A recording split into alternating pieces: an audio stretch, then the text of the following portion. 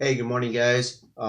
Just wanted to go ahead and do a quick video. I wanted to follow up the video on the three things to look for in a martial arts program with uh, three big red flags that you may want to stay away from or maybe look a little deeper into a martial arts or self-defense program. So, in no particular order, the top three things you really want to look for is an overemphasis on deadly or too dangerous for competition techniques. Okay. Number two, an overemphasis or an artificial emphasis on character building and values. And then number three is lack of instructor participation. So, number one, let's talk about that really quick.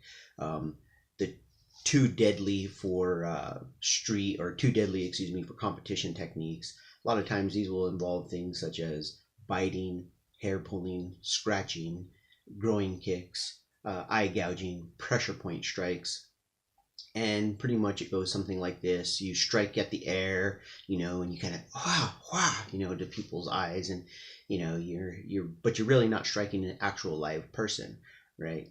And why this is an issue is because your target isn't live. It's not moving, it's not resistant, it's not shutting its eyes, it's not moving its head back or away or to the side trying to get out of the way. And that's similar with any of the other kind of dirty fighting tactics. Okay. And also, most of those tactics are all things that human beings have been doing since the dawn of man. And so there's really no real technique to them. There's no reason for somebody to charge you money to teach you how to do things that humans have been doing naturally for thousands of years.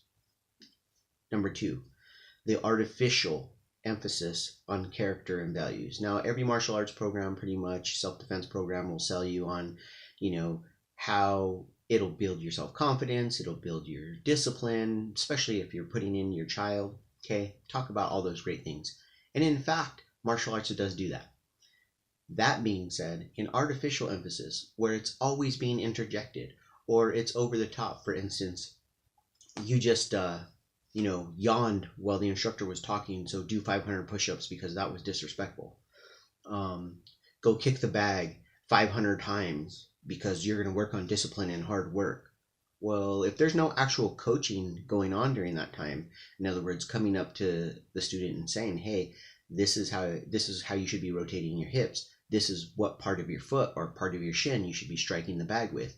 Your back foot should be sliding or pivoting this way or that way." Okay, if those things aren't going on, then that's an artificial emphasis, right?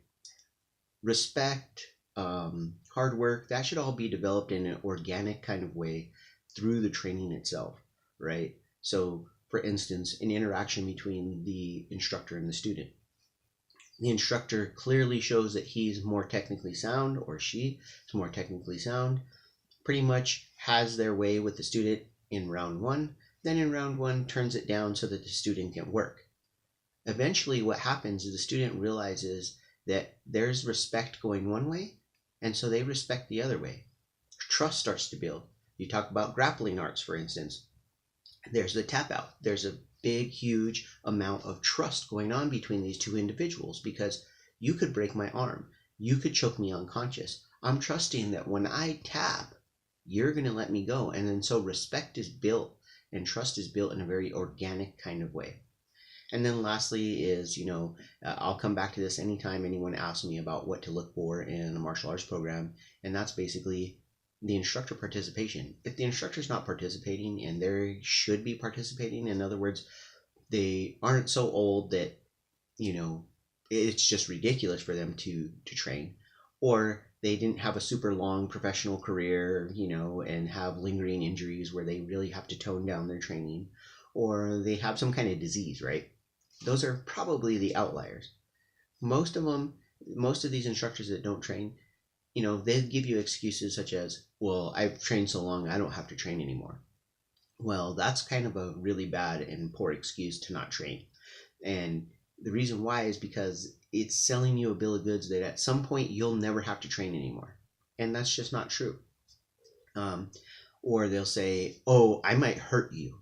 Okay, that's a huge red flag because if an instructor doesn't have mastery of the techniques and the skills enough to tone down their level of violence or competition to spar with a beginner, then that really should bring into question how much mastery they have of that skill set. So anyhow, we're having the women self-defense thing at a book vault at Superstition Strings Mall on February 9th. We hope we see you there. And we're also going to be hosting Esteban, the Giant Slayer, for a seminar. If you have never heard of Esteban Martinez, you really have to YouTube this guy. He's amazing. He is the definition of technique over size and strength. All right, guys, I got to get going. Hopefully, you're out getting fit with a purpose. Open source self defense, fitness, and grappling.